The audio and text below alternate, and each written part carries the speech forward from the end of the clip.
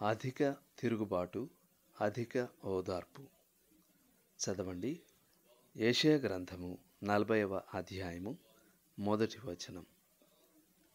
మీ దేవుడు సెలవిచ్చిన మాట ఏదనగా, నా జనులను ఓదార్చుడి, ఓదార్చుడి.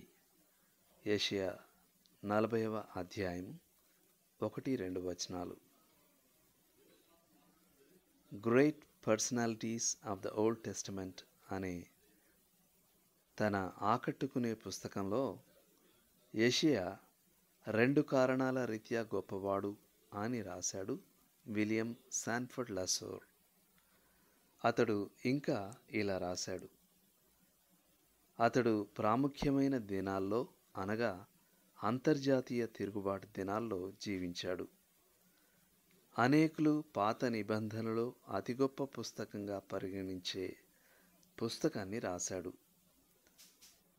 ఈ లోకపు తిరుగుబాటు రొద కంటే ఉన్నతంగా యెషయా నా జనులను ఓదార్చుడి, ఓదార్చుడి అంటూ దేవుని సందేశాన్ని ఎలుగెత్తి ప్రకటిస్తూ ఉండగా మనం అతన్ని వినాల్సిన అవసరం ఉంది.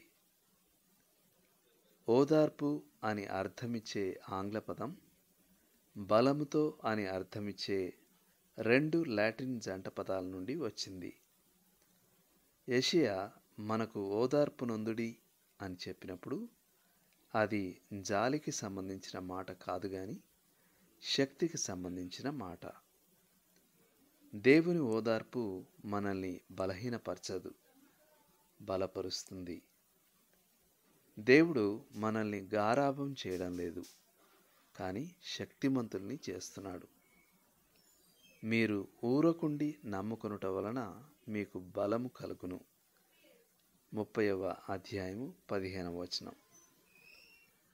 లోతుగా ఆలోచించాల్సిన విషయం. మీకు దేవుని ఓదార్పు ఎంతో బలాన్నిచ్చిన ఓ సమయాన్ని జ్ఞప్తికి తెచ్చుకోండి. ఆ అనుభవం నుండి మీరేం నేర్చుకున్నారు? ఆమేన్.